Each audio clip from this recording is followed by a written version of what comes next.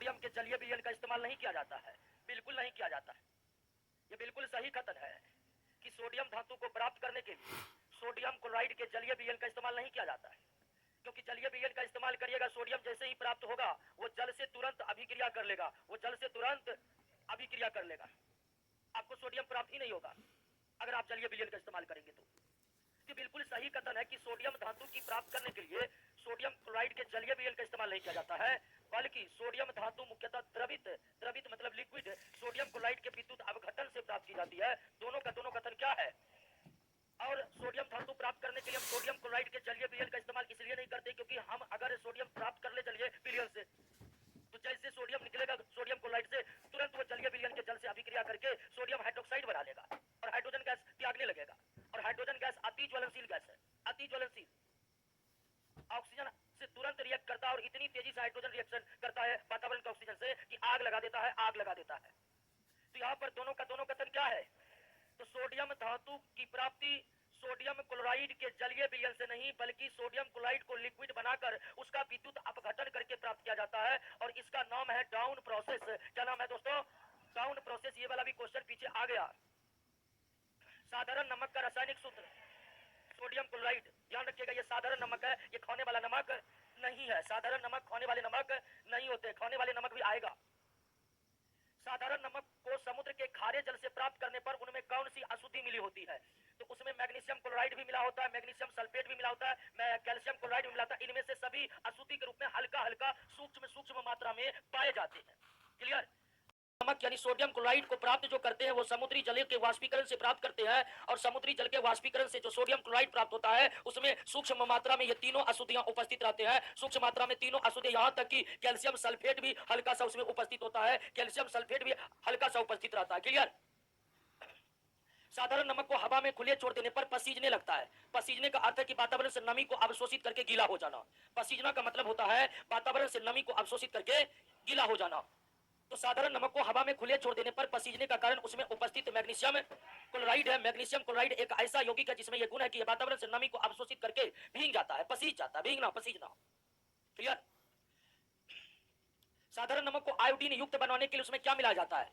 Potassium iodide भी मिलाया जाता है, पोटेशियम आयोडेट। इसको पढ़ते हैं पोटेशियम आयोडाइड और KiO3 को पढ़ते हैं पोटेशियम आयोडेट।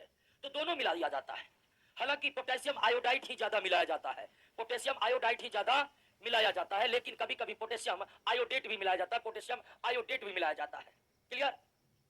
पंकज कह रहे कि हिस्ट्री भी नहीं हुआ है, आज खत्म हो गया। चलिए हिस्ट्री, वो तो हमको लगता है कि रोशनी से रेखा की हिस्ट्री को खत्म कर सकते। ठीक है, उतना बड़ा हिस्ट्री अगर 90% हो गया तो समझिए हो गया। ठीक है, हिस्ट्री पढ़ने में 1.5 साल लगता है अगर सही से पढ़िएगा तो। ठीक है, तो हिस्ट्री खत्म हो गया है। 61 नंबर रोशन सर से आप पढ़ रहे हिस्ट्री या पॉलिटी के लिए तो कोई टेंशन नहीं ले लीजिए, उसका इतना जबरदस्त पकड़ है ना हिस्ट्री पॉलिटी पर, उतना तो मेरा भी नहीं है। 61 नंबर। अब मेरा इसलिए नहीं कि हम पढ़ते नहीं पढ़ाते नहीं है, इस सेंस में बोले। 61 नंबर, सोडियम के किस यौगिक को बर्फ के साथ मिश्रित कर हिम मिश्रण तैयार किया जाता है? तो सोडियम क्लोराइड। अब हिम मिश्रण क्या है? तो हिम मिश्रण बर्फ और सोडियम क्लोराइड का मिश्रण है और बर्फ में सोडियम क्लोराइड यानी कि साधारण नमक मिला देने से बर्फ का जो है ना गलना कम हो जाता है। ठीक है, उसका गलना क्या हो जाता है? कम हो जाता है। जैसे कि बर्फ का 0 डिग्री सेल्सियस है गलनांक, बर्फ को जैसे ही आप वातावरण में लाइएगा गलने लगेगा, लेकिन नमक मिला देने से उसका गलनांक ऊपर उठ जाता है, इसलिए गलने की प्रक्रिया में कमी आ जाती है, बर्फ जल्दी पिघलता नहीं है, क्योंकि नमक मिला देने से उसका गलनांक क्या होता है? 0 डिग्री से ऊपर चला जाता है, 0 डिग्री से ऊपर चला जाता है, इसलिए बर्फ तेजी से नहीं पिघलते हैं जब उसको नमक मिला देते हैं। बर्फ को तेजी से पिघलने से रोकने के लिए उसमें लकड़ी का बुरादा भी मिला दिया जाता है कि बर्फ तेजी से पिघले नहीं। तो हिम मिश्रण कैसे बनाया जाता है? तो बर्फ को सोडियम क्लोराइड मिला करके कास्टनर केलनर विधि द्वारा कौन सा महत्वपूर्ण यौगिक को व्यापारिक स्तर पर तैयार किया जाता है? Sodium hydroxide. सोडियम हाइड्रोक्साइड, यह है सोडियम हाइड्रोक्साइड, जिसको कॉस्टिक सोडा बोलते हैं। क्या बोलते हैं? कॉस्टिक सोडा भी बोलते हैं। ये इसका व्यापारिक नाम है, जबकि इसका रासायनिक नाम सोडियम हाइड्रोक्साइड। सोडियम तो कास्टनर केलनर विधि के द्वारा सोडियम हाइड्रोक्साइड बनाया जाता है। कास्टनर केलनर विधि द्वारा सोडियम हाइड्रोक्साइड बनाया जाता है। ठीक है ना। और इस कास्टिक सोडा का इस्तेमाल साबुन बनाने में किया जाता है। जो साबुन जितना ज्यादा मुलायम हो, समझिए उसमें उतना ही ज्यादा किसका इस्तेमाल किया गया, कास्टिक सोडा का। इसमें सॉफ्टनेस आता है, सॉफ्टनेस, समझे कि ना। हाँ, तो साबुन का जो प्रचार करता है कि साबुन में मक्खन मिला हुआ है, कोई मक्खन नहीं मिला हुआ है। क्या मिला हुआ है, सोडियम हाइड्रोक्साइड मिलाकर ही उसमें सॉफ्टनेस लाया जाता है, समझे कि ना। हाँ, नहीं तो साबुन का एड चलता है, क्या जी, भाई ये मक्खन सी त्वचा। हाँ, लोग समझ भी लेते हैं कि सही में मक्खन है। हाँ, तो मक्खन उतना सस्ता नहीं है कि 10 रुपए के साबुन में डाला जाए। 63 नंबर है उतना सस्ता है। लेकिन एड दिखा दिखा करके कंपनी उपभोक्ताओं के मन में यह बैठा देता है कि सही में साबुन में मक्खन है। खाने के लिए मक्खन नहीं मिल रहा है, साबुन में है। 63 नंबर, कास्टनर केलनर विधि के द्वारा सोडियम हाइड्रोक्साइड या कास्टिक सोडा तैयार किया जाता है, और कास्टिक सोडा या सोडियम हाइड्रोक्साइड का इस्तेमाल साबुन बनाने में किया जाता है। यह अवयव यानी कि कास्टिक सोडा साबुन में मुलायम लाता है, सॉफ्टनेस लाता है। अमोनिया सोडा विधि द्वारा, अमोनिया सोडा विधि या सॉल्वे विधि, अमोनिया सोडा विधि या सॉल्वे विधि द्वारा दोनों तैयार किए जाते हैं, सोडियम बाइकार्बोनेट और सोडियम कार्बोनेट, सोडियम बाइकार्बोनेट और सोडियम कार्बोनेट। तो ध्यान दीजिए, एक विधि पढ़े थे डाउन विधि, कौन विधि, डाउन विधि। तो डाउन विधि में क्या तैयार हुआ था, सोडियम क्लोराइड से सोडियम, सोडियम क्लोराइड से सोडियम तैयार हुआ था। कास्टनर केलनर विधि से क्या तैयार हो रहा है, सोडियम हाइड्रोक्साइड, कास्टनर केलनर विधि से क्या तैयार हो रहा है। और अमोनिया सोडा विधि या सॉल्वे विधि द्वारा सोडियम बाइकार्बोनेट और सोडियम कार्बोनेट दोनों को तैयार किया जाता है, सोडियम कार्बोनेट सोडियम बाइकार्बोनेट दोनों को। निम्नलिखित में कौन सा विकल्प सही नहीं सुमोलित है, साधारण नमक सही है, कास्टिक सोडा सही है, बेकिंग सोडा। सोडियम बाइकार्बोनेट को क्या कहते हैं, तो गलत कौन है, धोने वाला सोडा सोडियम कार्बोनेट को बोलते हैं। सोडियम कार्बोनेट में जब 10 जल के अणु जुड़ जाते हैं तो उन्हें बोलते हैं हम धोने वाला सोडा, उन्हें बोलते हैं हम धोने वाला सोडा। तो साधारण नमक सोडियम क्लोराइड को कहते हैं, सही है। कास्टिक सोडा सोडियम हाइड्रोक्साइड को कहते हैं, सही है। बेकिंग सोडा सोडियम बाइकार्बोनेट को कहते हैं, ये भी सही है। लेकिन धोने वाला सोडा सोडियम कार्बोनेट को कहा जाता है, धोने वाला सोडा सोडियम कार्बोनेट को कहा जाता है। सोडियम थियोसल्फेट का रासायनिक सूत्र क्या है, N2H2O3। हालांकि इसमें 5 जल के अणु भी लगे होते हैं। सोडियम थियोसल्फेट का उपयोग फोटोग्राफी में किया जाता था। सोडियम थियोसल्फेट निगेटिव देखे थे पहले एक जमाने कैमरा में, निगेटिव, निगेटिव से फोटो निकालने में इसी का इस्तेमाल होता था। ठीक है, पहले निगेटिव को लैब ले जाता था, लैब में निगेटिव से फोटो निकाला जाता था। तो निगेटिव जो बने होते थे वो सिल्वर ब्रोमाइड के बने होते थे, किसके, निगेटिव को फोटोग्राफिक प्लेट भी कहते, क्या कहते हैं। तो वो वाला जो कैमरा का प्रचलन था पहले, जिसमें निगेटिव का इस्तेमाल किया जाता था, उस निगेटिव को विज्ञान की भाषा में फोटोग्राफिक प्लेट कहते हैं। और फोटोग्राफिक प्लेट किसका बना हुआ था, सिल्वर ब्रोमाइड का। और जब हम फोटोग्राफिक प्लेट या निगेटिव से फोटो निकालने के लिए उसको लैब में ले जाते थे तो वहीं पर इस्तेमाल होता था किसका, सोडियम थियोसल्फेट का। सोडियम थियोसल्फेट का पहला प्रयोग, पहले प्रयोग फोटोग्राफिक प्लेट से फोटो को अलग करने में किया जाता था। Sodium bicarbonate, sodium bicarbonate NaHCO फिर ये है सोडियम बाइकार्बोनेट। ठीक है, इसी को कहा जाता है बेकिंग सोडा। तो सोडियम बाइकार्बोनेट का इस्तेमाल किस रूप में किया जाता है, बेकिंग सोडा के रूप में बिल्कुल किया जाता है, एंटासिड के रूप में बिल्कुल किया जाता है। एंटासिड, एंटासिड एक ऐसी दवाई है जो हमारे पेट की अम्लीयता को क्या करता है। अब ध्यान दीजिए दोस्तों कि हमारे पेट में एक अम्ल निकलता है, हाइड्रोक्लोरिक अम्ल, जिसका काम भोजन को पचाना है। लेकिन जब कभी किसी कारणवश पेट में ज्यादा हाइड्रोक्लोरिक अम्ल निकल जाता है तो इससे तेज पेट दर्द की समस्या उत्पन्न होती है। पेट के अंदर अधिक अम्लीय स्राव होने की स्थिति में जो दवाई इससे राहत प्रदान करती है उसे क्या कहते हैं, एंटासिड। तो सोडियम बाइकार्बोनेट का इस्तेमाल एंटासिड बनाने में भी किया जाता है। और एंटासिड एक ऐसी दवाई है जिसका उपयोग पेट की अम्लीयता को कम करने के लिए किया जाता है। अग्निशामक यंत्रों में बिल्कुल, अग्निशामक यंत्र में सोडियम बाइकार्बोनेट और तनु सल्फ्यूरिक अम्ल का इस्तेमाल होता है। अग्निशामक यंत्र में सोडियम बाइकार्बोनेट और तनु सल्फ्यूरिक अम्ल का इस्तेमाल होता है। तनु का मतलब जानते हैं ना, एक ऐसा अम्ल जिसमें जल की मात्रा बहुत ज्यादा है और अम्ल की मात्रा बहुत कम है। एक होता है तनु अम्ल डाइल्यूट एसिड, एक होता है सांद्र अम्ल। सांद्र अम्ल का कहने का मतलब अम्ल ज्यादा जल कम, और तनु अम्ल का मतलब अम्ल कम जल ज्यादा, जल ज्यादा। अगर आप एसिड या अम्ल को खरीदने जाइएगा तो मार्केट में 100% प्योर एसिड नहीं मिलेगा आपको, उसमें कुछ ना कुछ जल की मात्रा जरूर मिलाई जाती है। तो अगर अम्ल में जल की मात्रा बहुत ज्यादा है तो उसे क्या कहते हैं, तनु अम्ल कहते हैं, डाइल्यूट एसिड कहते हैं। और अगर अम्ल में जल की मात्रा बहुत कम है तो उसे क्या कहते हैं। तो अग्निशामक यंत्रों में, अग्निशामक गाड़ियों में आग को बुझाने के लिए सोडियम बाइकार्बोनेट और तनु सल्फ्यूरिक अम्ल का इस्तेमाल होता है। सोडियम बाइकार्बोनेट और तनु सल्फ्यूरिक अम्ल का इस्तेमाल होता है। अग्निशामक यंत्रों में निम्नलिखित में किस एक रासायनिक अभिक्रिया के दौरान कार्बन डाइऑक्साइड गैस उत्पन्न होती है, अभी तुरंत बताएं दोस्तों, अभी तुरंत बताएं किसका किसका इस्तेमाल होता है। तो देखिए किसका किसका होता है, क्या इसका इसका होता है, क्या केवल इसका होता है, इसका इसका दोनों होता है। और अग्निशामक यंत्रों में ये दोनों रिएक्शन करके क्या बनाते हैं? Carbon dioxide gas. और कार्बन डाइऑक्साइड आग बुझाने वाली गैस है। कार्बन डाइऑक्साइड क्या है? आग बुझाने वाली गैस है। आग को यह बुझा देता है। कार्बन डाइऑक्साइड आग को क्यों बुझा देता है? तो इसका भी कारण है दोस्तों। सबसे पहले कि आग लगता ही क्यों है? तो आग लगता है किसके बदौलत? ऑक्सीजन की बदौलत। अगर कहीं आग लगा हुआ है तो आग इसलिए लगा हुआ है क्योंकि वहां हवा है और उस हवा में क्या है? ऑक्सीजन है। अब कहिएगा हवा में तो कार्बन डाइऑक्साइड भी है, तो हवा में कार्बन डाइऑक्साइड बहुत कम है। ठीक है, कार्बन डाइऑक्साइड की मात्रा हवा में 0.03% है, बहुत कम है। लेकिन ऑक्सीजन बहुत ज्यादा है।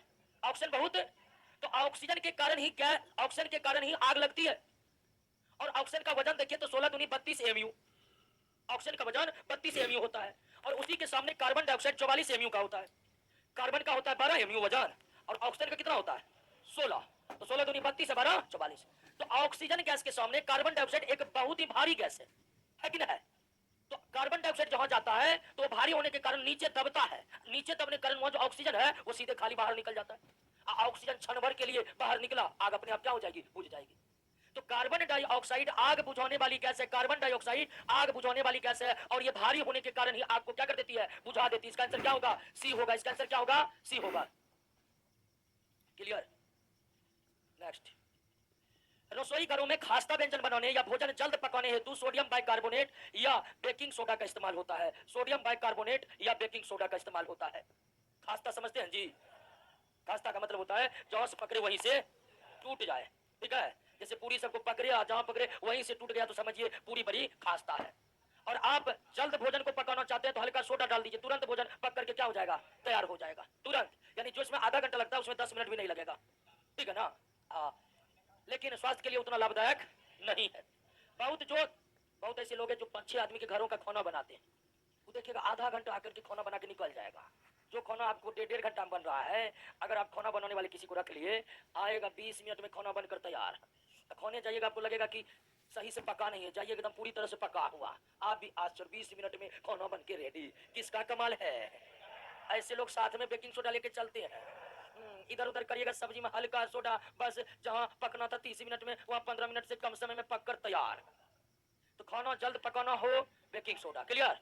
अब जाकर खरीदने लीजिएगा। ठीक है? हाँ, ठीक है ना? इस्तेमाल खतरनाक भी हो सकता है। ठीक है? हाँ, अच्छे अच्छे और प्रशिक्षित हलवाई ही मात्रा में इस्तेमाल उसका कर सकते हैं।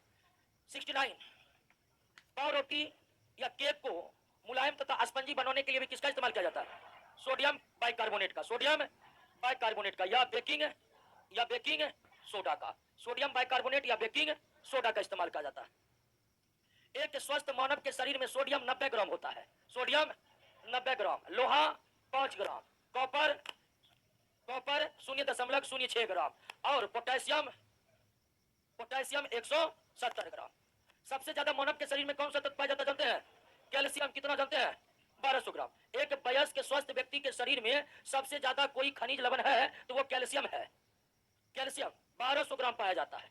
लोहा 5 ग्राम, कॉपर 0.06 ग्राम, पोटेशियम 170 ग्राम और सोडियम 90 ग्राम। सोडियम 90 ग्राम। सोडियम की आवश्यकता दिमागी क्षमता को विकसित करने के लिए होता है। ठीक है ना? हमारे शरीर को सोडियम की आवश्यकता नर्वस सिस्टम के स्वस्थ तरीके से काम करने के लिए होता है। अगर सोडियम की कमी हो जाएगी तो ठीक से नर्वस सिस्टम काम नहीं करेगा। ठीक है ना? बहुत लोग देखिएगा झूठ मूठ के कहेगा कि हम जो है ना ध्यान लगा लेते 8-10 घंटा, पूरे ईश्वर के शरण में चले जाते। ऐसे लोगों को पता करिएगा वो नमक खाता है कि नहीं खाता है। जब व्यक्ति नमक नहीं खाते हैं तो उसका नर्वस सिस्टम काम करना क्या कर देता है? स्लो कर देता है। नर्वस सिस्टम स्लो कर दिया तो आंख मूंदे हुए दिमाग में कोई हरकत नहीं है, उसी तरह मदहोशी की हालत में रहता है। शरीर का कोई एक्शन दिमाग के पास जल्दी पहुंचता नहीं है, दिमाग कुछ करता नहीं है, ब्रेन एक्टिव रहता नहीं है, कहेगा कि हम ध्यान कर रहे हैं। ठीक है ना? हाँ, समझे? तो जो भी ध्यान सच में भी होता है, लेकिन अगर बहुत लोग कहे हम ध्यान कर रहे हैं बहुत 8-10 घंटे तक हम कोई हरकत ध्यान लगा लेते हैं, तो सबसे पहले चेक करना कि नमक खा रहे, क्योंकि सोडियम की आपूर्ति 99% हमारे शरीर को किससे होती है? नमक से ही होती है। अगर कोई व्यक्ति बहुत अधिक दिनों तक नमक का सेवन करेगा ही नहीं तो उसका दिमाग सुस्त पड़ जाएगा, शरीर की एक्टिविटी ब्रेन के पास जल्दी पहुंचेगा नहीं, ब्रेन भी सुस्त पड़ जाएगा। सोडियम के टुकड़े को पानी में डालने पर सबसे पहले जानिए कि सोडियम का घनत्व पानी से कम होता है। सोडियम का घनत्व पानी से कम होता है। सोडियम का घनत्व पानी से कम होने के कारण वह पानी के ऊपर तैरेगा। ठीक है? सोडियम का घनत्व पानी से कम होता है, तो सोडियम का घनत्व पानी से कम होने के कारण वो जल पर तैरेगा। यानी किसी भी वस्तु का घनत्व पानी से कम हो, किसी भी वस्तु का घनत्व पानी से कम हो तो वो पानी के ऊपर तैरेगा। तो सोडियम का भी घनत्व पानी से कम होता है, वो पानी पर तैरेगा। अब पानी पर जैसे तैरेगा वो पानी से रिएक्शन भी करेगा बड़ी तेज गति से, और रिएक्शन तेज गति होने के कारण आग लग जाएगी। यानी कम घनत्व होने के कारण तैरेगा सोडियम, और अधिक अभिक्रियाशील होने के कारण जलेगा सोडियम, तैरेगा और जलेगा। सोडियम के टुकड़े को पानी में डाल दीजिएगा तो तैरेगा जलेगा, तैरेगा जलेगा। तैरेगा इसलिए क्योंकि सोडियम का घनत्व पानी से, जलेगा इसलिए क्योंकि वह बहुत ज्यादा अभिक्रियाशील है, बहुत ज्यादा अभिक्रियाशील है। बोरेक्स लवण, सोडा लाइम गलत है इसमें। सोडा लाइम, सोडा लाइम में सोडा, सोडा का मतलब सोडियम कार्बोनेट, लाइम का मतलब कैल्शियम, लाइम को हिंदी में चूना कहते हैं, लाइम को हिंदी में। तो सोडियम कार्बोनेट और कैल्शियम ऑक्साइड जिसे बिना बुझा हुआ चूना कहते हैं, इनके मिश्रण को सोडा लाइम कहा जाता है। क्लियर? बाकी सब सही है। Global salt N2SO4 10H2, hypo N2H2O3 5H2, borax लवण भी सही है, ग्लोबल साल्ट भी सही है, हाइपो भी सही है, सोडा लाइम गलत है क्योंकि सोडा लाइम सोडा और लाइम का मिश्रण है, लाइम चूना, सोडा सोडियम कार्बोनेट। क्या हुआ? हंस रहे हैं बहुत लोग। ध्यान दीजिए, एक स्टूडेंट बोल रहा था सेल्फ स्टडी का समय नहीं मिल रहा है, समय मिल रहा है, रात में क्या करिएगा? क्लास आते हैं तो एक क्लास में कम क्वेश्चन याद करते हैं आप। हम तो कहते हैं ध्यान लगाइए सारा क्वेश्चन क्लास में याद होगा। तो क्लास आइएगा मजा लेने तब तो दिखते हैं। फोटोग्राफी में, फोटोग्राफी में बताए थे क्या?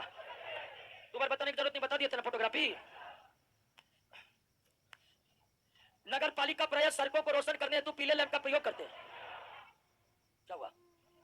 और सोडियम होगा, वो तो सोडियम वाला क्वेश्चन अभी चल रहा है इसलिए होगा। ठीक है, ध्यान दीजिए। नगर पालिका, हमको लगा कि पीछे कोई एक छूट गया इसलिए हल्ला होने लगा। नगर पालिका प्रायः सड़कों को रोशन करने के लिए पीले लैंप का प्रयोग करते हैं। इन पीले लैंप में निम्नलिखित में किसका प्रयोग होता है? सोडियम। अब कहिएगा पीले लैंप में सोडियम का प्रयोग क्यों होता है? पोटेशियम लिथियम से क्या दिक्कत है? तो सोडियम एक ऐसा धातु है जो गर्म होकर कैसा रंग का प्रकाश उत्पन्न करती है? पीला। सोडियम का एक तो मेल्टिंग पॉइंट बहुत कम है, तुरंत गर्म होकर पिघल जाती है, और जब वह गर्म होकर पिघलकर चमकती है तो सोडियम की चमक कैसी होती है? पीला। और पीले रोशनी की खासियत क्या जानते हैं? वो कोहरे को भेद देता है। प्रकाश के 7 रंग में केवल पीले रंग में यह क्षमता है कि वह कोहरे को क्या करता है? भेद देता है। इसलिए गाड़ी में मेन हेडलाइट के नीचे एक और लाइट दी जाती है जिसका कलर क्या होता है? पीला। वो इसलिए दी जाती है कि ताकि कोहरे वाले सिचुएशन में उस लाइट को जलाकर मतलब दिखाई देने की जो क्षेत्र है उसको बढ़ाया जा सके। पीला प्रकाश कोहरे को भेद देता है और किसी प्रकाश में यह क्षमता नहीं है। हालांकि अब यह लाइट का इस्तेमाल नहीं होता है। हम अपने गांव के मुखिया को भी देखे एलईडी लगा रहा था। ठीक है, अभी पीला लैंप का यूज होता है? नहीं होता है। गांव सब में जो मुखिया कोटा से लाइट लगता है उसमें एलईडी लाइट उजला वाला लगता है। तो अब पीला लाइट पुराने जमाने की बात हो गई है। ठीक है, पापा दादा के जमाने में वो लाइट चलता है, बहुत ज्यादा महंगा होने के कारण और बहुत ज्यादा बिजली खपत होने के कारण इस लाइट को अब क्या कर दिया गया? त्याग दिया गया है। क्लियर? सबसे कारण है त्यागने का बहुत ज्यादा बिजली का खपत होना, बहुत ज्यादा बिजली का खपत होना। एक बार पटना में ही बहुत पहले की बात है, लाइट लगा दिया गया था, नगर निगम के द्वारा लाइट लगा दिया गया था सड़क के किनारे किनारे। बिजली विभाग आया, नगर निगम से पूछा कि आप आदेश नहीं लिया, सड़क पर लाइट लगा दी है, बिजली बिल कौन भरेगा? नगर निगम पर जुर्माना ठोका गया बिजली विभाग की तरफ से 1.5 लाख रुपया। ठीक है, हाँ ठीक है। तो सड़क पर जो लाइट लगे होते हैं उसका दायित्व नगर निगम पर होता है, उसका जो बिजली खर्च होगा वो नगर निगम को देना पड़ता है। कोई भी लोग होता है गांव में देखते हैं कि फ्री में लाइट है, चौक पर खरीद कर लाइट लगा दिया, अब बिजली बिल उसका कौन भरेगा इसके बारे में कोई पता नहीं है, और उसका बिजली बिल पंचायती राज विभाग के खाता से बिजली विभाग को जाना है। तो उसके बाद जो लाइट लगाना, तो उसके बाद भुगतान करने के बाद भी बिजली विभाग खुलवा दिया सब पीला लाइट, कहते इसको खोलिए एलईडी लगाइए, बहुत ज्यादा बिजली खपत होगा। ठीक है ना, यानी 8 लाइट लगाकर एक रोड को, अगर 8 पीले बत्ती वाले लाइट लगाकर एक रोड को हम प्रकाशित कर रहे हैं तो उतने बिजली से ही हम 8 सड़कों को रोशन कर सकते हैं। इतना का फर्क होता है, यानी कि एक बल्ब पीला सोडियम वाला 8 एलईडी बल्ब इतना बिजली बिल खाता है। Next, sodium thiosulphate. Sodium thiosulphate, sodium thiosulphate को क्या कहते हैं? फोटोग्राफी में किस रूप में उपयोगी है? तो किस रूप में उपयोगी है आपको बताए थे कि निगेटिव से फोटो अलग करने में, या अनअपघटित सिल्वर ब्रोमाइड को क्या करता है? दूर करता है। निगेटिव जो है वो सिल्वर ब्रोमाइड का बना हुआ है, उससे फोटो को अलग करने में मदद करता क्या? सोडियम थियोसल्फेट या अनअपघटित सिल्वर ब्रोमाइड को दूर कर देता है, या अनअपघटित सिल्वर ब्रोमाइड को दूर कर फोटो को फ्रेश करता है। चिली साल्ट पीटर कहते हैं सोडियम नाइट्रेट को, केवल साल्ट पीटर कहा जाता है। पोटेशियम नाइट्रेट को साल्ट पीटर, सोडियम नाइट्रेट को चिली साल्ट पीटर। चिली एक देश का नाम है और चिली देश के पहाड़ियों पर बहुत ज्यादा मात्रा में सोडियम नाइट्रेट की उपस्थिति है, इसी कारण इसे क्या कहा जाता है? Chile saltpeter. जबकि पोटेशियम नाइट्रेट को क्या कहा जाता है? Salt Peter. पोटेशियम नाइट्रेट को क्या कहा जाता है? Saltpeter. Chile saltpeter किसको कहा जाता है? सोडियम नाइट्रेट को। और Chile saltpeter sodium nitrate को इसलिए कहा जाता है कि एक देश है चिली, नाम आप सुने होंगे। चिली के पहाड़ियों में बहुत ज्यादा सोडियम नाइट्रेट की उपलब्धता है, इसी कारण इसका नाम चिली साल्टपीटर पड़ गया। नेक्स्ट, पनडुब्बी जहाज अस्पतालों के बंद हवा को शुद्ध करने के लिए सोडियम पेरोक्साइड का इस्तेमाल किया जाता है, क्योंकि सोडियम पेरोक्साइड की खासियत, N2O2 को क्या कहते हैं? Sodium peroxide. ये सोडियम पेरोक्साइड कार्बन डाइऑक्साइड या कार्बन मोनोऑक्साइड दोनों से जब अभिक्रिया करता है तो सोडियम कार्बोनेट और ऑक्सीजन गैस निकालता है। सोडियम पेरोक्साइड की अभिक्रिया या तो या तो कार्बन डाइऑक्साइड से हो या कार्बन मोनोऑक्साइड से हो, दोनों से यह अभिक्रिया करके सोडियम कार्बोनेट और क्या बनाता है? ऑक्सीजन। तो ऐसे बंद हवा, पनडुब्बी जहाज अस्पतालों के बंद हवा में अगर कार्बन डाइऑक्साइड या कार्बन मोनोऑक्साइड की अधिकता है तो वहां पर सोडियम पेरोक्साइड को छोड़ दिया जाता है और यह उन दोनों से रिएक्शन करके क्या निकालता है? ऑक्सीजन निकालने के कारण हवा क्या हो जाती है? साफ हो जाती है। हवा में ऑक्सीजन की बहुत उपलब्धता है तो मतलब हवा क्या है? साफ है। क्लियर हो गया? देखिएगा समीकरण बैलेंस नहीं है, बैलेंस कर लेना है, नहीं करना है कोई दिक्कत नहीं है। किसका मोबाइल बज रहा है? काहे नौकरी से इतना दिक्कत है जी? सोडियम बाइकार्बोनेट को गर्म करने पर कौन सी गैस निकलती है? सोडियम बाइकार्बोनेट यानी बेकिंग सोडा। इसको गर्म करने पर बनेगा आपको N2CO3 कार्बन डाइऑक्साइड और H2O। तो ये है आपका, अगर हम सोडियम बाइकार्बोनेट को गर्म करें तो हमें कार्बन डाइऑक्साइड गैस प्राप्त होगी और कार्बन डाइऑक्साइड ही पावरोटी और केक को नरम और स्पंजी बना देते हैं। रोटी भी अगर नहीं फूल रहा है तो हल्का सा सोडा मारिए और उसके बाद रोटी पके कि ना पके फूल कर रेडी रहेगा, क्योंकि उसमें हल्का सोडा मार दिया तो सोडियम बाइकार्बोनेट, तवा पर गया तो सोडियम बाइकार्बोनेट क्या हुआ? गर्म हुआ तो क्या बनेगा? कार्बन डाइऑक्साइड बनेगा, वो निकलने का कोशिश करेगा, रोटी को फुला देगा। अब कहिएगा सोडियम कार्बोनेट तो बन जाएगा, तो सोडियम कार्बोनेट बनेगा लेकिन इसका असर रोटी पर नहीं पड़ेगा, क्योंकि हम जो उपयोग करते हैं बेकिंग सोडा उसमें थोड़ा सा टार्टरिक अम्ल मिला दिया जाता है। टार्टरिक अम्ल इसलिए मिला दिया जाता है कि ताकि सोडियम बाइकार्बोनेट गर्म होकर जो सोडियम कार्बोनेट निकाले उसके असर को वो क्या कर दे? कम कर दे। तो सोडियम बाइकार्बोनेट को गर्म करने पर कौन सी गैस निकलती है जो पावरोटी तथा केक को नरम और स्पंजी बना देती है? Carbon dioxide. आगे में 2 लगा दीजिएगा, शायद बैलेंस हो जाएगा। हो रहा है balance? 2 sodium 2 carbon 1 2 carbon, oxygen है 3 2 5 1 6, 3 दूनी 6, बैलेंस हो गया। तो इनो लवण जो पेट की अम्लता को दूर करता है उसमें सोडियम बाइकार्बोनेट तथा टार्टरिक अम्ल मिलाया जाता है। सोडियम बाइकार्बोनेट का स्वाद थोड़ा खारा होता है, सोडियम बाइकार्बोनेट के खारे स्वाद को खत्म करने के लिए उसमें थोड़ा सा क्या मिला दिया जाता है? टार्टरिक अम्ल। सोडा एस किसे कहते हैं? देखिए सोडियम बाइकार्बोनेट में 10 जल के अणु पाए जाते हैं। सोडियम बाइकार्बोनेट में कितने जल के अणु होते हैं? 10 जल के अणु होते हैं। लेकिन सोडियम बाइकार्बोनेट को बाहर में खुला छोड़ दीजिएगा, तो यह एक एक करके जल के अणुओं का क्या करने लगता है? त्याग करने लगता है, और एक एक करके जल के अणु का त्याग करके बन जाता है सोडियम कार्बोनेट, और सोडियम कार्बोनेट को ही क्या कहते हैं? Soda S. सोडियम कार्बोनेट को क्या कहते हैं? तो सोडियम कार्बोनेट में 10 जल के अणु लगे होते हैं, जब सोडियम कार्बोनेट को हवा में खुला छोड़ दिया जाता है तो वे जल के अणु का त्याग करने लगते हैं, और जब सभी जल के अणु त्याग करके केवल सोडियम कार्बोनेट बचा रह जाता है तो इसी सोडियम कार्बोनेट को क्या कहते हैं? सोडा एस कहते हैं। इसी सोडियम कार्बोनेट को क्या कहते हैं? या इसे निर्जल सोडियम कार्बोनेट भी कहा जाता है। निर्जल सोडियम, निर्जल का मतलब बिना जल का, निम्नलिखित में कौन सा मैग्नीशियम का अयस्क नहीं है? Cryolite Na3Al(F6). इस तरह क्रायोलाइट देखिए तो क्रायोलाइट मुख्य रूप से किसका अयस्क हो जाता है? एल्युमिनियम का। कार्नेलाइट मैग्नीशियम का अयस्क है, मैग्नेसाइट मैग्नीशियम का अयस्क है, डोलोमाइट मैग्नीशियम का अयस्क है, लेकिन क्रायोलाइट एल्युमिनियम का अयस्क है। क्रायोलाइट किसका अयस्क है? एल्युमिनियम का। क्रायोलाइट किसका अयस्क है? एल्युमिनियम का। मैग्नीशियम का निष्कर्षण कार्नेलाइट से किया जाता है। कार्नेलाइट KCl MgCl2 6H2O, ये है कार्नेलाइट का। इसी का इलेक्ट्रोलाइसिस करके सबसे पहले पोटेशियम क्लोराइड को हटा दिया जाता है, जल को हटा दिया जाता है, और फिर मैग्नीशियम क्लोराइड का इलेक्ट्रोलाइसिस करके मैग्नीशियम को प्राप्त कर लिया जाता है। तो मैग्नीशियम का निष्कर्षण मुख्यतः कार्नेलाइट से किया जाता है। मैग्नेसाइट एप्सम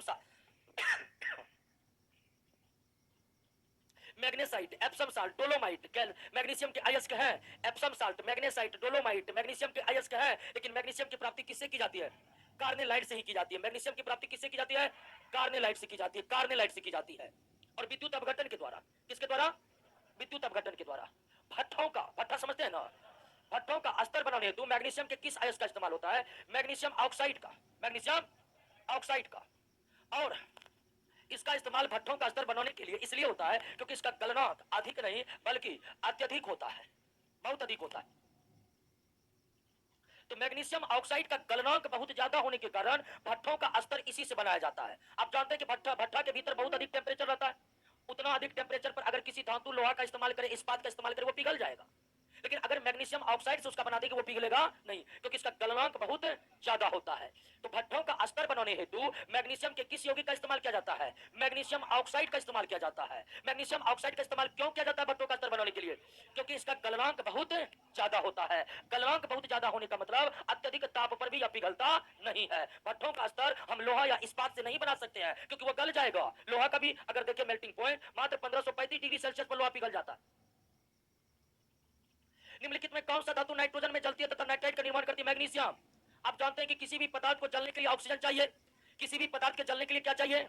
ऑक्सीजन चाहिए। लेकिन मैग्नीशियम अपवाद है जो बिना ऑक्सीजन का नाइट्रोजन गैस की उपस्थिति में भी जल सकता है। अब मैग्नीशियम नाइट्रोजन गैस की उपस्थिति में चलता है तो इसका मतलब ये मत निकाल लीजिएगा ये ऑक्सीजन की उपस्थिति में नहीं जलेगा, ये ऑक्सीजन की भी उपस्थिति में जलेगा। लेकिन मैग्नीशियम को नाइट्रोजन गैस की उपस्थिति में हम जलाते हैं तो वह जलने लगता है। Next, flash light ribbon. Flash light ribbon, flash light ribbon देखे हैं? फ्लैश लाइट रिबन जो है तेज श्वेत प्रकाश उत्पन्न करने वाला एक रिबन होता है, उसमें छोटे छोटे छोटे छोटे बल्ब लगे होते हैं और एकदम वो बहुत तेजी श्वेत प्रकाश उत्पन्न, श्वेत का मतलब सूर्य के प्रकाश, क्या कर रहा है? श्वेत प्रकाश उत्पन्न करता है। ये बनाया जाता है किसको? मैग्नीशियम। किससे बनाया जाता है? मैग्नीशियम से बनाया जाता है। मैग्नीशियम, और मैग्नीशियम को नाइट्रोजन गैस में रखकर बनाया जाता है। मैग्नीशियम को नाइट्रोजन गैस में रखकर बनाया जाता है क्योंकि मैग्नीशियम नाइट्रोजन गैस की उपस्थिति में चलता है। तो फ्लैश लाइट रिबन ये ऐसा रिबन है जो कैसा प्रकाश उत्पन्न करता है? तेज श्वेत प्रकाश उत्पन्न करने वाला रिबन लाइट। रिबन लाइट, ठीक है, गांव समय बोलते हैं चुकभुकिया लाइट। हाँ, तो वही लाइट है। ये किससे बनाया जाता है? मैग्नीशियम से बनाया जाता है। क्या है हंस रहे? नेक्स्ट, 86 पेट की अम्लता को दूर करने के लिए इनो लवण में सोडियम बाइकार्बोनेट का इस्तेमाल कर लिए हम लोग। लेकिन इनो लवण बनाने में या पेट की अम्लता को दूर करने के लिए केवल सोडियम बाइकार्बोनेट का इस्तेमाल नहीं होता है, बल्कि पेट की अम्लता को दूर करने के लिए एंटासिड के रूप में मिल्क ऑफ मैग्नीशियम का भी इस्तेमाल होता है, मैग्नीशियम अलवा का भी इस्तेमाल होता है, मैग्नीशियम कार्बोनेट का भी इस्तेमाल होता है। इन सभी का इस्तेमाल होता है, लेकिन सबसे ज्यादा सोडियम बाइकार्बोनेट का ही इस्तेमाल होता है। सबसे ज्यादा सोडियम बाइकार्बोनेट का ही इस्तेमाल होता है। क्लियर? मैग्नीशियम ऑक्साइड को मिल्क ऑफ मैग्नीशिया कहते नहीं, मैग्नीशियम हाइड्रोक्साइड को मैग्नीशिया कहते नहीं, दोनों गलत। मैग्नीशियम ऑक्साइड को मैग्नीशिया कहते हैं और मैग्नीशियम हाइड्रोक्साइड को मिल्क ऑफ मैग्नीशिया कहते हैं, मिल्क ऑफ मैग्नीशिया कहते हैं। तो मैग्नीशियम ऑक्साइड जिससे भट्ठा का अस्तर भीतरी भाग बनाया गया था उसे मैग्नीशिया कहते हैं। अब मैग्नीशियम हाइड्रोक्साइड को मिल्क ऑफ मैग्नीशिया कहते हैं। मैग्नीशियम हाइड्रोक्साइड को मिल्क ऑफ मैग्नीशिया इसलिए कहते हैं कि मैग्नीशियम हाइड्रोक्साइड को जल में घुलाइएगा, घुल जाएगा, और जैसे ये जल में घुलेगा जल एकदम दूध के समान दिखाई पड़ेगा, इसीलिए इसे मिल्क ऑफ मैग्नीशिया कहा जाता है। तो मैग्नीशियम ऑक्साइड को मैग्नीशिया और मैग्नीशियम हाइड्रोक्साइड को milk of magnesia. Epson salt का रासायनिक सूत्र, इप्सम साल्ट का रासायनिक सूत्र Mg SO4 7H2O। Epson salt magnesium का यौगिक है, इप्सम साल्ट मैग्नीशियम का यौगिक है और इसका सूत्र Mg SO4 और इसमें 7 जल के अणु लगे होते हैं। क्लियर? अब जानते हैं फेरस सल्फेट को क्या कहते हैं, कॉपर सल्फेट को क्या कहते हैं? आगे क्वेश्चन आएगा इसलिए यहां नहीं बताएंगे। पौधे को हरा रंग देने वाला कार्बनिक यौगिक क्लोरोफिल में कौन सा धातु उपस्थित रहता है? मैग्नीशियम। जिस तरह हीमोग्लोबिन के लिए लोहा महत्वपूर्ण है उसी तरह क्लोरोफिल के लिए मैग्नीशियम महत्वपूर्ण है। जिस तरह लोहा हीमोग्लोबिन को लाल रंग प्रदान करता है उसी तरह मैग्नीशियम क्लोरोफिल को हरा रंग प्रदान करता है। क्लियर है ना? तो जिस तरह हीमोग्लोबिन के लिए लोहा महत्वपूर्ण है ठीक उसी तरह क्लोरोफिल के लिए मैग्नीशियम मौजूद है। सोरेल सीमेंट किसका मुख्य अवयव है? मैग्नीशियम का। मैग्नीशियम का यौगिक है। सोरेल सीमेंट किसका यौगिक है? ए उधर क्या देख रहे, इधर देखो, उधर बहुत चीज बोल रहा है, ठीक है, सुनिएगा दिक्कत हो जाएगा। तो मैग्नीशियम सोरेल सीमेंट किसका मुख्य अवयव कौन है? मैग्नीशियम। और सोरेल सीमेंट का उपयोग घर बनाने में किया जाता था तब जब सीमेंट का खोज नहीं हुआ था। सीमेंट का खोज जैसे हुआ सोरेल सीमेंट महंगा होने के कारण उसकी उपयोगिता खत्म हो गई। ऊपर पट्टी पर सार्वधिक प्रचुर मात्रा में पाया जाने वाला क्या कर रहा है? धातु। अगर पूछेगा तत्व तो तत्व क्या है? लेकिन तत्व को दो भागों में बांटा गया, धातु और, तो सबसे ज्यादा कौन सा धातु है? पृथ्वी के ऊपर पट्टी पर सर्वाधिक मात्रा में पाए जाने वाला तत्व कौन है? ऑक्सीजन। सर्वाधिक मात्रा में पाए जाने वाला धातु एल्युमिनियम। सर्वप्रथम 1827 में एल्युमिनियम धातु का निष्कर्षण किसके द्वारा किया गया था जो अत्यंत महंगा था? एल्युमिनियम। जानते हैं सबसे पहले एल्युमिनियम का निष्कर्षण एल्युमिनियम क्लोराइड की अभिक्रिया सोडियम से कराकर की जाती थी। सोडियम एल्युमिनियम क्लोराइड की अभिक्रिया सोडियम से करा करके एल्युमिनियम और सोडियम क्लोराइड की प्राप्ति होती थी। एल्युमिनियम और सोडियम क्लोराइड की प्राप्ति होती थी। तो शुरुआत समय में एल्युमिनियम को कहां से प्राप्त किया जाता था? एल्युमिनियम क्लोराइड से। किस प्रकार? तो एल्युमिनियम क्लोराइड की अभिक्रिया किससे करवाई जाती थी? सोडियम से। तब जाकर प्राप्त होता था क्या? एल्युमिनियम। और यह विधि इतनी खर्चीली थी कि उस समय एल्युमिनियम सोने से भी महंगा बिका करते थे। ठीक है ना? जिस समय एल्युमिनियम क्लोराइड से एल्युमिनियम को निकाला जाता था उस समय एल्युमिनियम सोना से भी ज्यादा महंगा था। सोना से भी ज्यादा महंगा। और इसके बारे में एक किदवंतियां प्रचलित है। किदवंतियां समझते हैं ना? सही नहीं रहता है लेकिन पीढ़ी दर पीढ़ी वो बात चली आती है। ठीक है? हाँ, आप भी कौन समय सुने होंगे बुजुर्ग बुजुर्ग बोलता होगा कि पहले ऐसे होता था। अब उससे पूछेगा कि कहां पर है ये बात ऐसे होता था? नहीं नहीं, हमारे दादा बताए थे, हम तुमको बता रहे हैं। ऐसे ही बातों को क्या बोलते हैं? किदवंतियां। क्या बोलते हैं? तो एक किदवंतियां चलती थी। नेपोलियन का नाम सुने होंगे। नेपोलियन का नाम सुने ना? नेपोलियन जो है अपने बेस्ट फ्रेंड को एल्युमिनियम का थाली में खिलाते थे और नौकर सबको सोना का थाली में दिया जाता था। ये क्रेज था एल्युमिनियम का उस समय जब एल्युमिनियम क्लोराइड से एल्युमिनियम निकाला जाता था। क्लियर है ना? एल्युमिनियम क्लोराइड से जब एल्युमिनियम की प्राप्ति की जाती थी तब एल्युमिनियम सोने से भी ज्यादा महंगा बिका करते थे और लोग अपनी प्रतिष्ठा को मजबूत करने के लिए सोना नहीं बल्कि किसको तजब्बो देते थे? एल्युमिनियम को। लोहा के पश्चात सर्वाधिक उपयोग में लाई जाने वाली धातु कौन है? आप जानते हैं कि विश्व में सबसे ज्यादा किस धातु का इस्तेमाल होता है? लोहा का। लोहा को किसी भी देश के अर्थव्यवस्था की रीढ़ कहा जाता है। रीढ़। अगर लोहा गायब हो जाएगा तो समझिए अर्थव्यवस्था बेकार सी हो जाएगी। तो विश्व में सबसे ज्यादा इस्तेमाल की जाने वाली धातु कौन है? विश्व में सबसे ज्यादा इस्तेमाल की जाने वाली धातु कौन है? लोहा। और लोहा के बाद दूसरा सबसे ज्यादा इस्तेमाल की जाने वाली धातु एल्युमिनियम। लोहा के बाद दूसरा सबसे ज्यादा इस्तेमाल की जाने वाली धातु एल्युमिनियम है वर्तमान समय में। आप जानते हैं कि धातु ढेर सारे हैं और अपने आप दैनिक जीवन में सबसे ज्यादा लोहा या फिर एल्युमिनियम का ही उपयोग करते होंगे। सोडियम पोटेशियम सबका उपयोग बहुत कम होता है। एल्युमिनियम के निष्कर्षण की सस्ती विधि की खोज किसने की जिससे एल्युमिनियम का मूल्य में 90% की गिरावट आ गई? मार्क हाल और हेराल्ड। दोनों मिलकर नहीं, अलग अलग किया था लेकिन एक ही समय में किया था। एल्युमिनियम निष्कर्षण की सस्ती विधि क्या जानते हैं? एल्युमिनियम निष्कर्षण की सस्ती विधि में बॉक्साइट। एल्युमिनियम निष्कर्षण की सस्ती विधि है कि एल्युमिनियम को किससे प्राप्त करना है? बॉक्साइट से। अब बॉक्साइट से एल्युमिनियम प्राप्त करने की विधि की खोज सबसे पहले मार्क हाल और हेराल्ड। मार्क हाल फ्रांस के थे, हेराल्ड अमेरिका के, सॉरी हेराल्ड फ्रांस के थे, मार्क हाल अमेरिका के थे। अमेरिका में मार्क हाल और फ्रांस में हेराल्ड एक ही समय में बॉक्साइट से एल्युमिनियम प्राप्त करने की एक सस्ती विधि का खोज किया और उसके बाद तो एल्युमिनियम इतना सस्ता हुआ, इतना सस्ता हुआ कि आप देख ही रहे हैं कहां सोना कहां एल्युमिनियम। क्या निम्नलिखित में कौन एल्युमिनियम का इसका है? सभी। बॉक्साइट तो है ही, क्रायोलाइट है ही, कोरंडम है ही, सभी एल्युमिनियम का अयस्क है लेकिन बॉक्साइट ही मुख्य अयस्क है। एल्युमिनियम का प्रमुख अयस्क कौन है जिसे एल्युमिनियम का निष्कर्षण किया जाता है? बॉक्साइट। कोरंडम क्रायोलाइट एल्युमिनियम का अयस्क जरूर है लेकिन पृथ्वी के भूपर पट्टी पर इसकी उपलब्धता ही नहीं है। और जब पृथ्वी के भूपर पट्टी पर क्रायोलाइट कोरंडम की उपलब्धता ही नहीं है तो हम कहां से इसको लाकर एल्युमिनियम निकालेंगे? क्लियर है ना? तो बॉक्साइट ही पृथ्वी जिस देश के पास एल्युमिनियम का अयस्क का खान है उसके खान में एल्युमिनियम किस रूप में है? बॉक्साइट। निश्चित तौर पर क्रायोलाइट और कोरेंडम भी एल्युमिनियम के अयस्क जरूर है लेकिन भूपर पट्टी पर इसकी उपलब्धता है ही नहीं कि इससे हम एल्युमिनियम प्राप्त करें। बॉक्साइट में मिले अशुद्धियों को किस विधि द्वारा दूर किया जाता है? बायर विधि से। ये क्वेश्चन इससे पहले भी हुआ है। क्या जी? बॉक्साइट में मिले अशुद्धि को किस विधि से दूर किया जाता है? बायर विधि से दूर किया जाता है। किस विधि से? बॉक्साइट अयस्क के साथ पाए जाने वाला मुख्य गैंग बालू आयरन ऑक्साइड। बालू आयरन ऑक्साइड Fe2O3। बालू यानी सिलिकॉन डाइऑक्साइड को क्या कहते हैं? बालू। कभी कभी बालू ना देकर आपको क्या दे देगा? अरे एक बार परीक्षा में क्या पूछा था जानते हैं कि रेत या बालू क्या है? तत्व है कि यौगिक है कि मिश्रण है? क्या है? मिश्रण है, यौगिक है। जब किसी का रासायनिक सूत्र हो तो वो क्या है? तत्व को रासायनिक संकेत में व्यक्त किया जाता है। तत्व को किसमें व्यक्त किया जाता है? यौगिक को रासायनिक सूत्र में व्यक्त किया जाता है। आप देख रहे हैं रासायनिक सूत्र है ना? रासायनिक सूत्र किसके लिए है? तो कंफ्यूजन होता है, हमको भी होता है, पहले बार हुआ था। बालू और रेत मिश्रण नहीं है बल्कि क्या है? और यह है सिलिकॉन डाइऑक्साइड। सिलिकॉन डाई और सिलिकॉन डाइऑक्साइड को सिलिका भी कहा जाता है। सिलिकॉन डाइऑक्साइड को सिलिका भी कहा जाता है। आप सिलिका कहिए कि सिलिकॉन डाइऑक्साइड कहिए। केमिस्ट्री में तत्वों को संक्षिप्त रूप से किस तरह प्रदर्शित किया जाता है?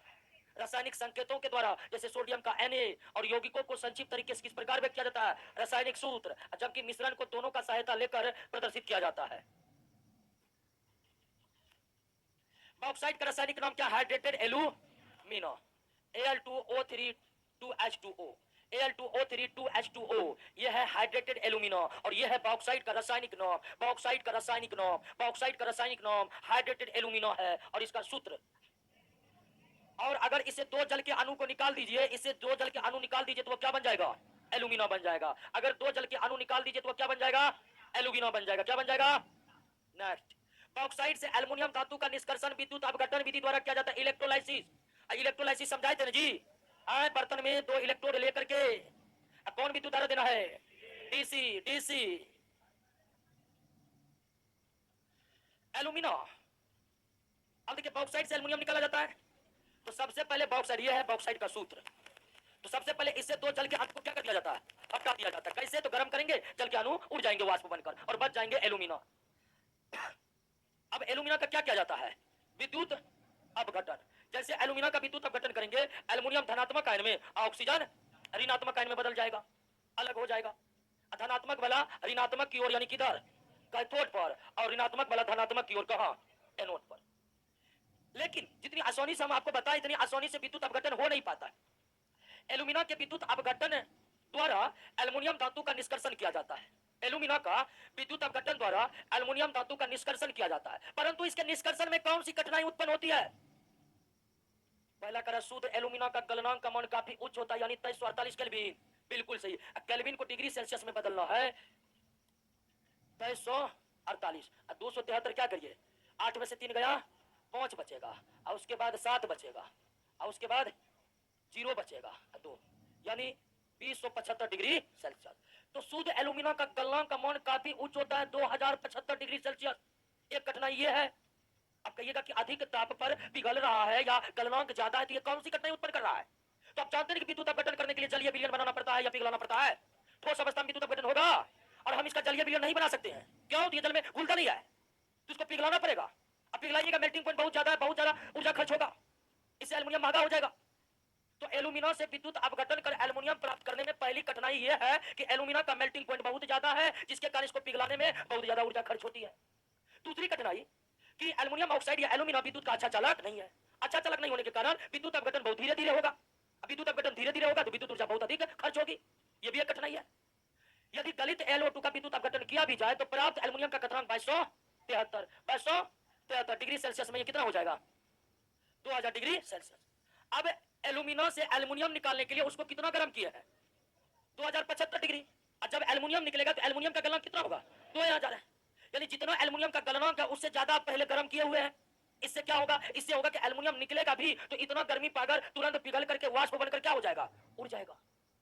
हम बैठे बैठे सबको देखते रह जाएंगे। ये तीनों कठिनाइयां हैं, इनमें से सभी एल्यूमिना का विद्युत अपघटन करके एल्युमिनियम प्राप्त करने में कौन सी कठिनाई है? तो टोटल कितना कठिनाई है? 3 कठिनाई। आंख लाल है जी, आंख लाल लगता फाइल दे दिया है। नशा सेवन करते हो? देखिएगा आजकल के युवा बहुत नशा भी करता है, ठीक है? हाँ, और नशा में आजकल एक बहुत गड़बड़ बीमारी है, कोरेक्स पीता है, कोरेक्स, समझे कि ना? जो ऐसा करता है उसको समझाइए, क्योंकि वो इतना हार्ड है कि लीवर गल जाता है उसमें। अब कहिएगा तत्काल पीने से कुछ क्यों नहीं होता? तो युवा अवस्था में एंटीबॉडी बहुत मजबूत होता है, इसलिए वो अभी पी रहा है तो कुछ नहीं हो रहा है, लेकिन आने वाले समय में उसका लीवर गल जाएगा, वो बच नहीं पाएगा, ठीक है ना? और ऐसा हमको रिपोर्ट है, हमारे गांव में भी कुछ लड़का इधर उधर कर रहा है, इसलिए हमको रिपोर्ट आया कि बहुत लोग जो है इस तरह के बहुत खराब नशा, ठीक है ना, जो दवाई के रूप में इस्तेमाल किया जा रहा है उसको नशा के तौर पर बहुत लोग इस्तेमाल कर रहे हैं। ऐसे लोग, आप लोग पढ़े लिखे हैं, समझदार हैं, ऐसे लोगों को समझाइए, मोटिवेट करिए, काउंसलिंग करिए कि ताकि वो छोड़े, ठीक है? नहीं तो अगर वो कोरेक्स पीकर अपने जीवन को सत्यानाश कर लिया है तो इसमें केवल उसकी गलती नहीं है, उसमें सब हम आप जिम्मेदार हैं, ठीक है ना? इसलिए ऐसे नशा करने वाला को अगर सामाजिक बहिष्कार करना पड़े तो करिए, हर तरह का प्रेशर बनाकर उसे छुड़वाइए नशा को, ठीक है ना? क्योंकि समाज में रहने का मतलब खुद पढ़ लिख कर खुद नौकरी करना, वो तो है ही आपकी पहली प्राथमिकता, लेकिन ये भी आप ही का कार्य है दोस्तों। 102 एल्यूमिना के विद्युत अपघटन में क्रायोलाइट क्यों मिलाया जाता है? एल्यूमिना के विद्युत अपघटन में क्रायोलाइट क्यों मिलाया जाता है? तो एल्यूमिना के विद्युत अपघटन में क्रायोलाइट इसलिए मिलाया जाता है कि एल्यूमिना का गलनांक घट जाए। एल्यूमिना का गलनांक, आप देखे थे ना कि एक दिक्कत यह थी कि एल्यूमिना का गलनांक बहुत ज्यादा था, लेकिन एल्यूमिना में हल्का सा टुकड़ा मिला देंगे, किसका? क्रायोलाइट का, तो एल्यूमिना का गलनांक आश्चर्यजनक तरीके से बहुत कम हो जाता है। तो अगर हम विद्युत अपघटन करके एल्यूमिना से एल्युमिनियम प्राप्त कर रहे हैं तो एल्यूमिना का मेल्टिंग पॉइंट गलनांक घटाने के लिए उसमें क्या मिला देते हैं? क्रायोलाइट। क्रायोलाइट भी मिलाना तो इसने कि बोरा भर भर के मिलाना है, एक टुकड़ा ही काफी है बड़े से बड़े एल्यूमिना का गलनांक घटाने के लिए। एल्यूमिना का विद्युत अपघटन में क्रायोलाइट और थोड़ा फ्लोर एस्पार इसलिए मिश्रित किया जाता है कि ताकि उसका क्रायोलाइट तो इसलिए मिलाए थे गलनांक क्या हो गए, अब फ्लोर एस्पार इसलिए मिला थे विद्युत चालकता। एल्यूमिना से विद्युत अपघटन, एल्यूमिना का विद्युत अपघटन करके एल्युमिनियम प्राप्त करने में कितना दिक्कत था? 3 दिक्कत था। 3 दिक्कत में 2 दूर हो गया, एक दूर हो गया क्रायोलाइट मिलाने से, एक दूर हो गया फ्लोरोस्पार मिलाने से। 2 दिक्कत दूर हुआ तो तीसरा अपने आप क्या हो गया? दूर हो जाता है। एल्यूमिना का विद्युत अपघटन पर एल्युमिनियम प्राप्त होता है कहां पर? धातु हमेशा कैथोड पर प्राप्त होता है। धातु हमेशा कहां प्राप्त होता है? कैथोड पर। पानी पी लेते हैं।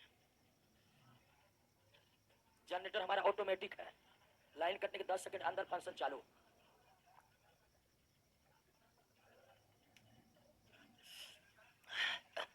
देखिए खुशबू रानी गर्मा गई है, कर कप कपार फोड़ देंगे।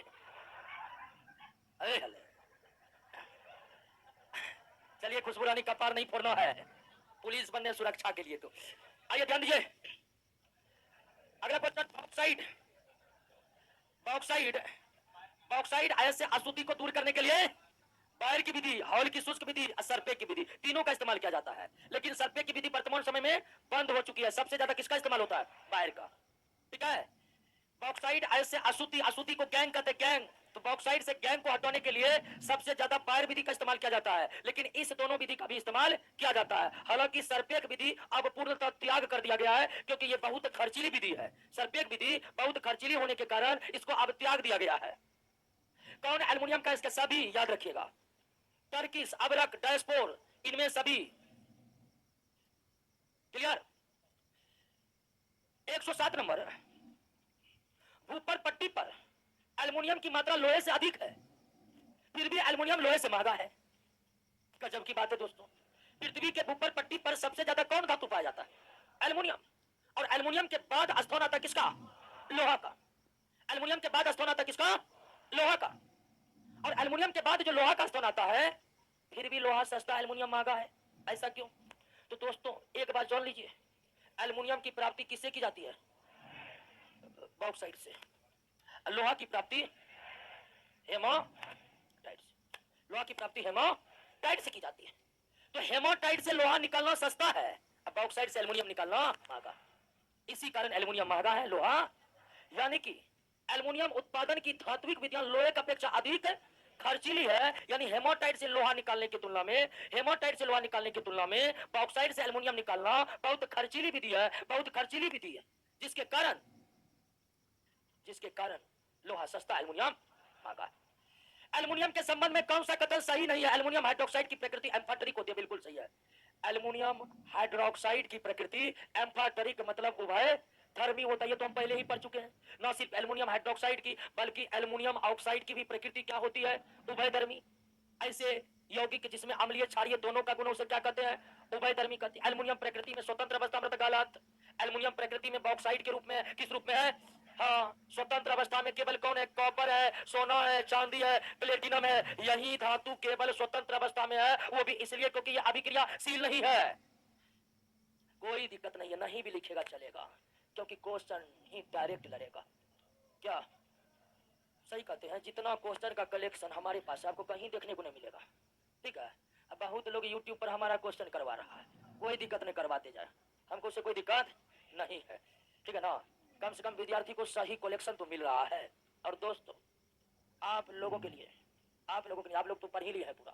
आपका कोई दोस्त बिहार एससीसी का तैयारी करना चाहता है, उसके लिए जल्द बैच लाएंगे। और बैच 0 लेवल से नहीं होगा, बैच केवल उसके लिए होगा जो टैलेंटेड है। समझे कि ना? बहुत लड़का कहता है सर 0 लेवल से होगा, नहीं होगा। बैच लाएंगे और केवल टैलेंटेड के लिए लाएंगे। और उस बैच में क्या होगा? इसी तरह जिस तरह आप लोग को करवाए ना, इसी तरह क्वेश्चन का डिटेल डिस्कशन होगा और उसी को याद करवाया जाएगा। ठीक है ना? तो ये बैच आ रहा है, आप थोड़ा इतना तो हेल्प कर ही सकते हैं। बहाली आ गया है, सब मास्टर सब हल्ला कर रहा है, ये बैच वे बैच वे बैच। ठीक है, हाँ, लेकिन असली बैच टैलेंटेड स्टूडेंट के लिए भी हम भी ला रहे हैं, ठीक है। और बहुत का था कि क्या जीरो लेवल से ये बैच होगा, नहीं, जीरो लेवल से बैच नहीं होगा। जो पहले से पढ़ रहा है उसके लिए हम लोग बैच ला रहे हैं। और हमारे पास क्या है, तो जीएस में 20,000 प्रश्नों का कलेक्शन है और उसको डिस्कस करने के लिए 5 साल का एक्सपीरियंस है, ठीक है। और आप लोग हमसे बायोलॉजी भी पढ़े, केमिस्ट्री भी पढ़े, फिजिक्स भी पढ़े, आपको लगा कि किसी में डिस्कशन कम हो रहा है क्या? ऐसे लगा कि किसी